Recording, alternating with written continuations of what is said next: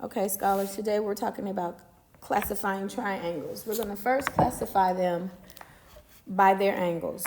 So when you have three acute angles in a triangle, it is called an acute triangle.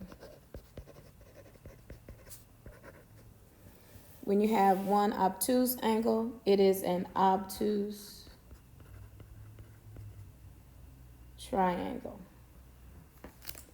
When there is one right angle, it is called a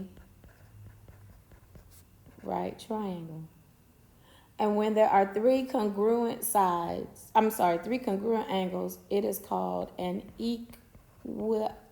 equiangular triangle.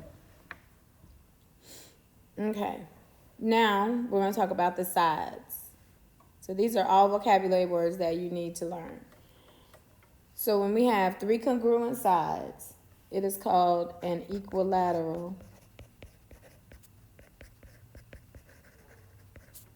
triangle. With two congruent sides, it is isosceles triangle.